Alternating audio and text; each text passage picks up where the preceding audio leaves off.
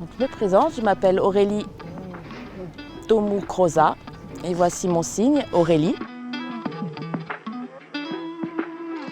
J'en suis très fière de la première femme sourde à participer à ce marathon parce qu'il y a déjà ce regard posé sur nous en tant que femmes, surtout de femmes qui font du sport. Dans le monde du sport, c'est compliqué d'être une femme.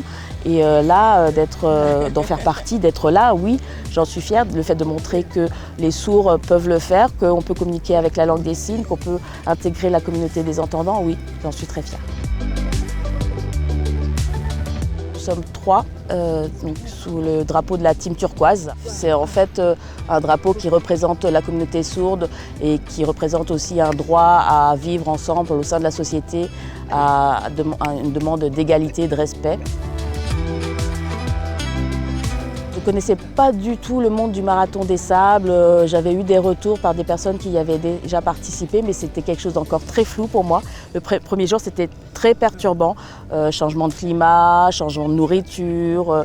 Voilà, j'ai énormément souffert ce premier jour, mais après, j'ai essayé de me focaliser sur moi, sur l'environnement, me dire qu'on partage tous les mêmes souffrances, tous les coureurs partagent les mêmes difficultés. J'en ai fait plusieurs, des courses, des compétitions, c'était sur une journée, mais ici c'est vraiment extrême. Moi je suis au bout, à l'extrême, c'est vraiment extrême. Je me découvre aussi et je découvre les autres, mais je trouve ça vraiment très satisfaisant et je suis très contente d'avoir pu y participer et d'en faire partie.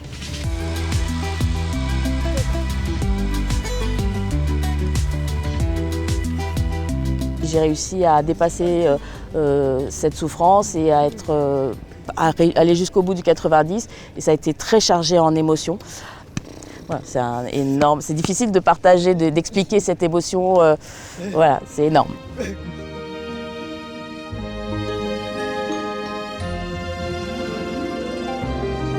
Ce qui me fait le plus peur, c'est la météo, le temps, la chaleur, arriver à se gérer avec cette chaleur. On en a déjà eu une bonne expérience maintenant de cette chaleur, mais oui, ça va être difficile. Mais je veux aller jusqu'au bout et j'irai jusqu'au bout. Je pense qu'au niveau de la dernière, l'arrivée, ça va être la meilleure. Ça va être la plus forte des émotions et la meilleure des émotions.